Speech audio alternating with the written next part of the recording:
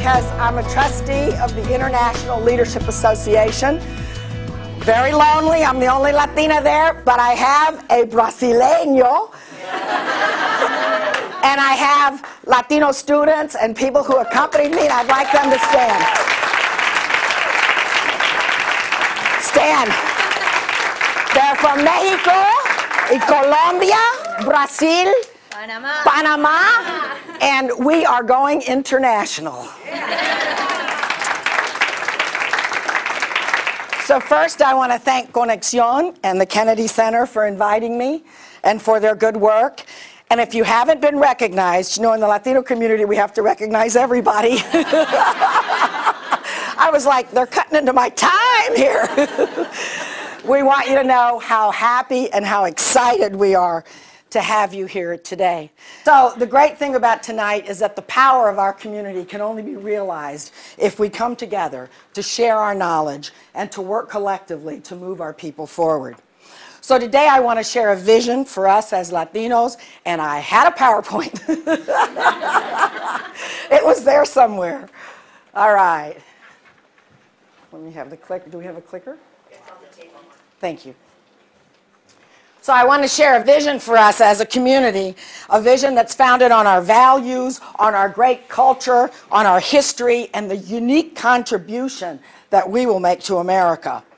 And we know that vision is the substance of leadership, and that a compelling vision for our community can move us forward like a magnet, drawing us and inspiring us to create this better future and to make sure that America offers our people an equitable tomorrow. I also want to share my perspectives on the unique practices of Latino leadership, because we stand on the shoulders of so many great ones who have contributed to our advancement and have brought us to where we are as a people. And Tuesday night I had the honor of being in Washington when Raul Aguirre was confirmed as the ambassador of the Dominican Republic.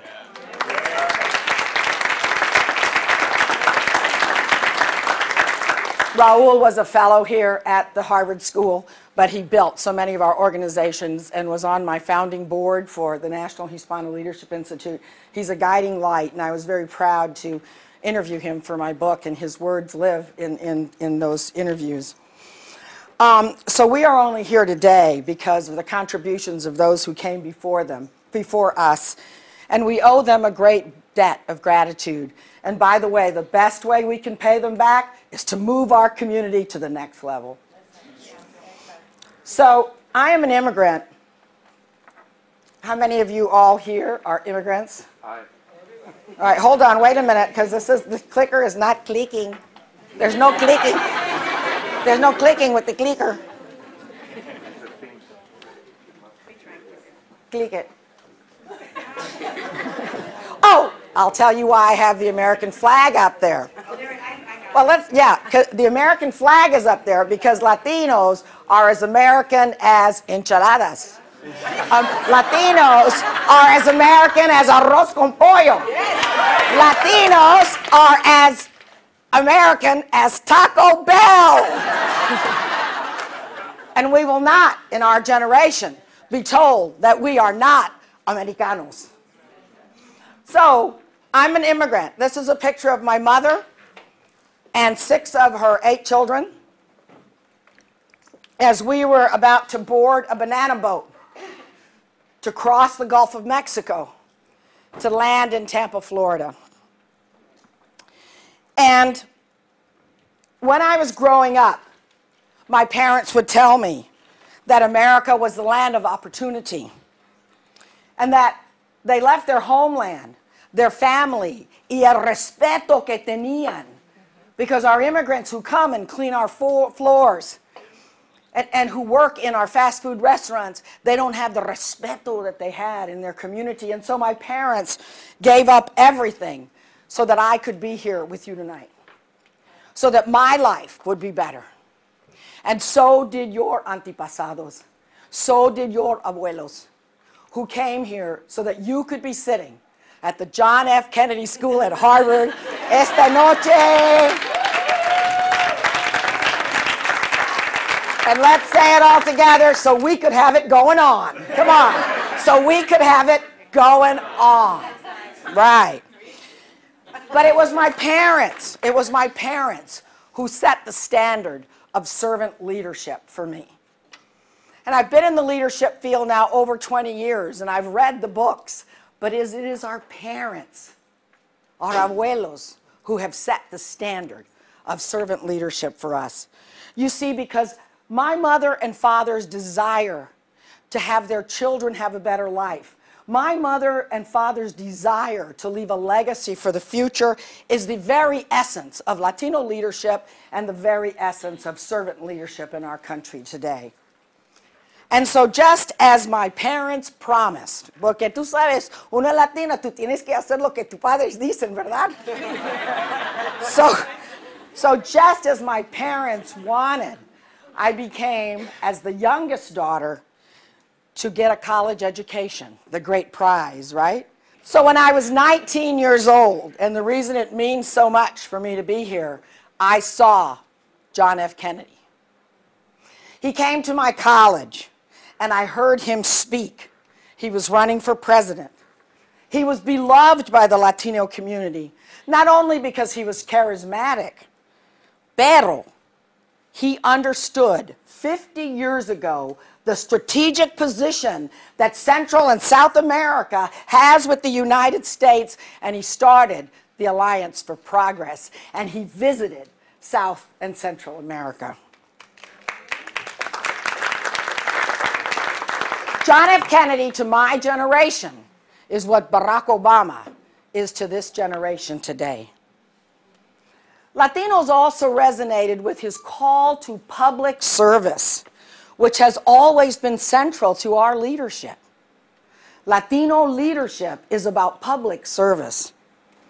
Kennedy challenged Americans, ask not what your country can do for you, but what you can do for your country.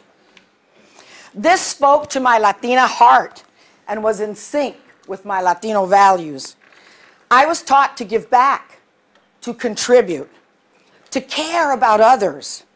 And I had a deep sense of gracias, of gratitude for everything I had been given. So when I finished college, I joined the Peace Corps and spent 2 years in the barrios of Santiago, Chile. I did what is now called micro-enterprise work. Bueno, yo no sabía qué estaba haciendo, pero ahora me dicen que yo estaba haciendo micro-enterprise work. What I did was, I helped women start a baking co-op, and then a sewing co-op, and then a knitting co-op. And later, the men came to me, and they said, after I'd been there a while, help us start a welding co-op. Now, it was a revelation for a young Latina to go to South America in the 1960s. Because you see, when I was growing up, I never met a Latino banker. I never met a Latino who drove a bus. I never met a Latino business person. I never had a Latino teacher. Latinos didn't even work in nice retail stores. Not that we could afford them. So it was a great shock to me to go to a great South American country and see people of Hispanic descent, an entire country being run by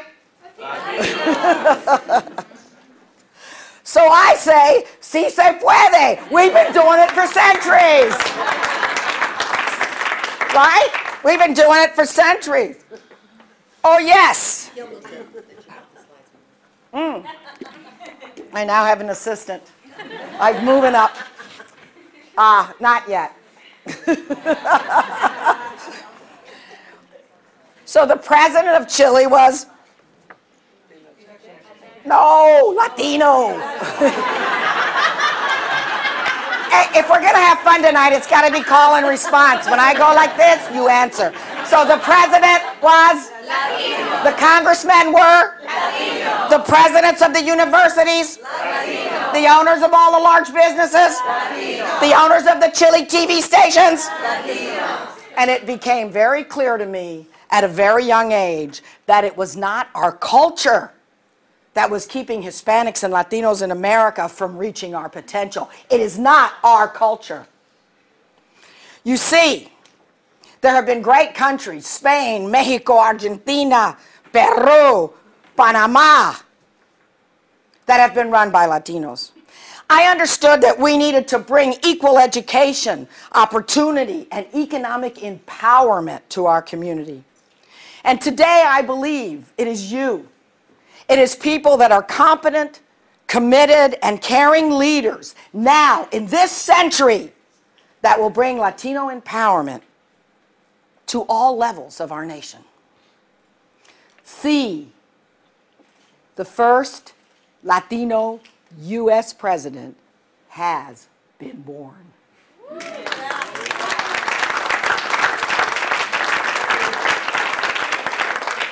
And Latinos will be at all levels of this great nation. As a Peace Corps volunteer in Chile, I learned about Gabriela Mistral, the great poet and the first Latina to win a Nobel Prize in literature. Gabriela was a visionary and was often quoted as saying, if you're Latino, you just have to wait because your time will come. If you're Latino, you just have to wait because your time will come. Gabriela understood the power of Hispanic history and culture and how our growing influence would spread across this hemisphere like the sarapes we wear on cold nights. This was over a half a century ago when Latinos were in a cultural no man's land. Before we had a collective identity, before we would emerge as a cultural and economic force. Because you see, Latinos were only declared a minority after the 1980 census. Yeah, when I went back to my 20th year high school reunion, I would go up to the Latinos in my class and I would say, I didn't know I was Latino, are you Latino? I didn't know I was Latino, are you Latino? You see, we didn't even have a cultural identity before 1980, and that's how far we've come. Today, as we look across the tremendous growth and influences Latinos are gaining in America, we understand that our survival as a culture bears testimony to our deep spiritual and historical roots. When we look across our nation, we know that Hispanics have become the largest and most vibrant minority group in America. Y ya sabemos que Gabriela Mistral was right, that our time has come. And the time that she was talking about es ahora. Ahora. Our time has come. Si es la hora, because Latinos are coming of age. Estamos en punto. So welcome to the Latinization of America.